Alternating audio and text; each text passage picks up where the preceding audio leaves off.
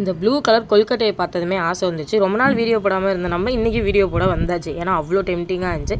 நம்ம தேங்காவையும் வறுத்து எடுத்ததுக்கப்புறம் பார்த்திங்கன்னா நாட்டு சக்கரையும் போட்டு அதையும் நல்லா பதத்துக்கு காய்ச்சி எடுத்தாச்சு. ஒரு வழியாக பூரணும் ரெடி ஆகிட்டு அப்படியே அவங்க சொன்ன மாதிரி தண்ணியில் கொஞ்சமாக நெய் விட்டு உப்பு போட்டு சங்குப்பூ எனக்கு இவ்வளோ தான் கிடச்சிச்சு. சரி கிடச்சதை போடுவோம், கலர் வருதா இல்லைன்னு பார்ப்போம்னு சொல்லிட்டு அதையும் போட்டு ரெடி பண்ணியாச்சு.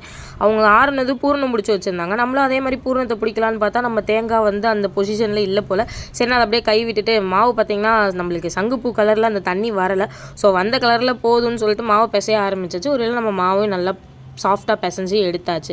எடுத்ததுக்கப்புறம் ரவுண்டாக உருட்டி அதில் பூர்ணம் வைக்கலாம்னு சொல்லிட்டு பொறுமையாக ரவுண்டாக உருட்டிட்டு இருந்தேன். ஏன்னா மாவு ரொம்ப விரிசல் விட்டுட்டு இருந்துச்சு. அதனால தான் அப்படியே நம்ம பூர்ணத்தை ரவுண்டாக இல்லாமல் உதிரியாக எடுத்து அதில் வச்சு அப்படியே இதையும் கஷ்டப்பட்டு ஒரு வழியாக எப்படியோ உருண்டையை பிடிச்சி 3 பால் தான் வந்துச்சு. 3த்தையுமே உருண்டையை பிடிச்சி சூப்பராக வச்சிச்சு. இப்போ இட்லி குண்டானில் வச்சு வேக வைக்க போகிறோம். வெந்து ஒரு 10 நிமிஷம் கழித்து எடுத்து அதை சாப்பிட்டு பார்க்குறப்போ டேஸ்ட்டெல்லாம் செம்மையாக தான் இருந்துச்சு.